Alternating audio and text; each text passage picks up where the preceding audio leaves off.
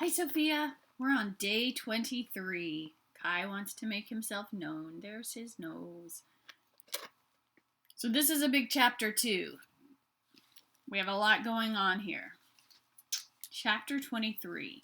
Remember when we ended, they had taken him to trial. And he's in trouble for saying that he's the Son of God because they didn't believe that anybody could, they thought basically he was bragging and that he was lying and that you can't really be the Son of God. Then the whole assembly rose and led him off to Pilate. Pilate was like the governor. And they began to accuse him, saying, "We have found this man subverting our nation. He opposes payment of taxes to Caesar and claims to be Christ, a king." So Pilate asked Jesus, "Are you the king of the Jews?" "Yes, it is as you say," Jesus replied. Then Pilate announced to the chief priests and the crowd, "I find no basis for a charge against this man." But they insisted, "He stirs up the people all over Judea by his teaching. He started in Galilee and has come all the way here." On hearing this, Pilate asked if the man was a Galilean. When he learned that Jesus was under Herod's jurisdiction, he sent him to Herod, who was also in Jerusalem at the time. When Herod saw Jesus, he was greatly pleased, because for a long time he had been wanting to see him. From what he had heard about him, he hoped to see him perform some miracle. He plied him with many questions, but Jesus gave him no answer. The chief priests and the teachers of the law were standing there, vehemently accusing him. Then Herod and his soldiers ridiculed and mocked him. Dressing him in an elegant robe, they sent him back to Pilate. That day Herod and Pilate became friends. Before this they had been enemies. Pilate called together the chief priests, the rulers, and the people, and said to them, "You brought me this man as one who was inciting the people to rebellion. I have examined him in your presence and have found no basis for your charges against him. Neither has Herod, for he sent him back to me. As you can see, he has done nothing to deserve death. Therefore, I will punish him and then release him." With one voice they cried out, "Away with this man! Release Barabbas to us!" Barabbas had been thrown into prison for an insurrection in the city and for murder. Wanting to release Jesus, Pilate appealed to them again, but they kept shouting, "Crucify him! Crucify him!" For the third time he spoke to them. "Why? What crime has this man committed? I have found in him no grounds for the death penalty. Therefore, I will have him punished and then release him." But with loud shouts they insistently demanded that he be crucified, and their shouts prevailed. So Pilate decided to grant their demand. He released the man who had been thrown into prison for insurrection and murder, the one they asked for, and surrendered Jesus to their will. As they led him away, they seized Simon from Cyrene, who was on his way in from another country, and put the cross on him and made him carry it behind Jesus. A large number of people followed him, including women who mourned and wailed for him. Jesus turned and said to them, "Daughters of Jerusalem, do not weep for me. Weep for yourselves and for your children. For the time will come when you will say, 'Blessed are the barren women, the wombs that never bore, and the breasts that never nursed.' Then they will say to the mountains, 'Fall on us,' and to the hills, 'Cover us.' For if men do these things when the tree is green, what will happen when it is dry?" 2 other men, both criminals, were also led out with him to be executed. When they came to the place called the Skull, there they crucified him along with the criminals, one on his right, the other on his left. Jesus said, "Father, forgive them, for they do not know what they are doing." And they divided up his clothes by casting lots. The people stood watching, and the rulers even sneered at him. They said, "He saved others. Let him save himself if he is the Christ of God, the chosen one." The soldiers also came up and mocked him. They offered him wine and vinegar and said, "If you are the king of the Jews, save yourself."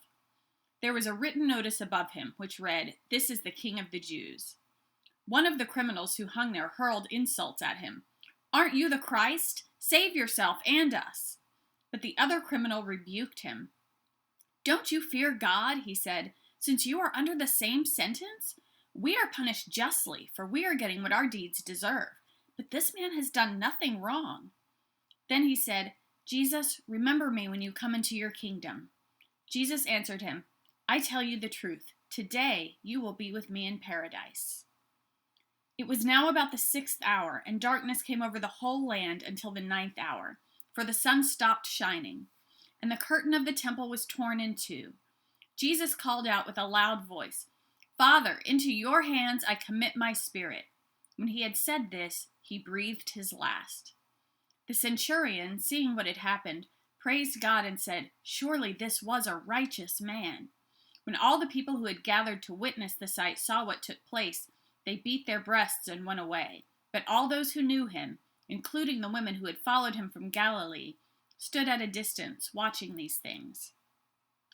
Now there was a man named Joseph, a member of the council, a good and upright man, who had not consented to their decision and action. He came from the Judean town of Arimathea, and he was waiting for the kingdom of God. Going to Pilate, he asked for Jesus' body. Then he took it down, wrapped it in linen cloth, and placed it in a tomb cut in the rock, one in which no one had yet been laid. It was preparation day, and the Sabbath was about to begin.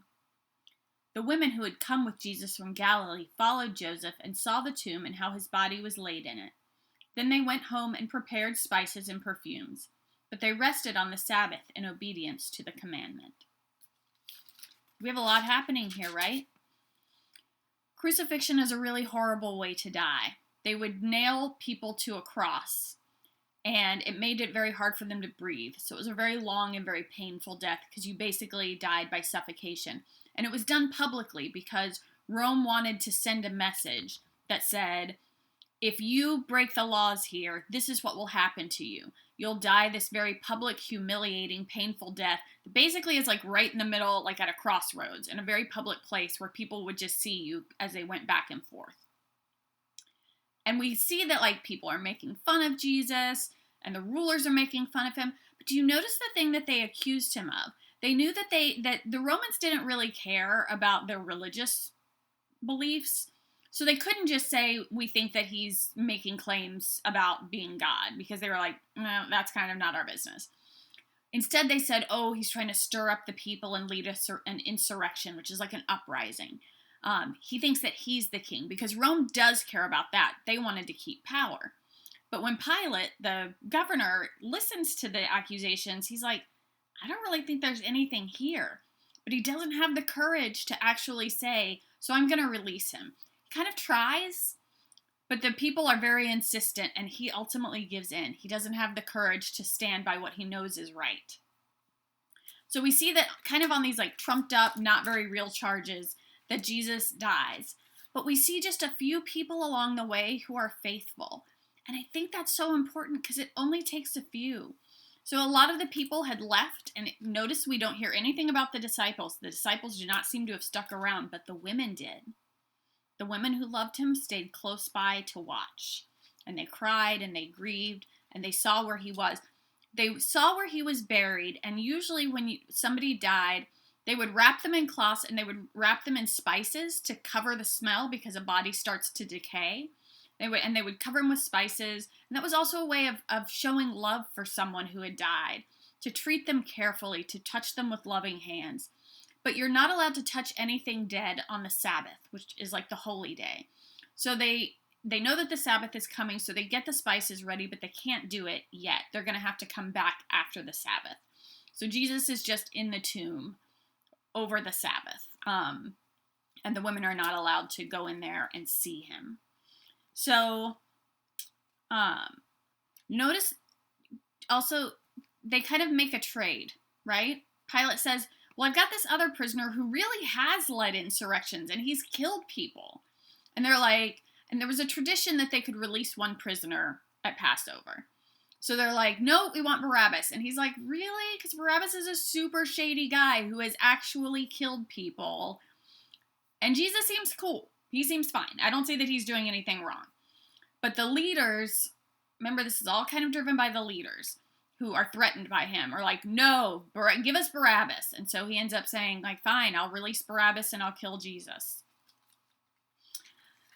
But Jesus, even in all of the pain and suffering of dying, still finds ways to show mercy to people, right?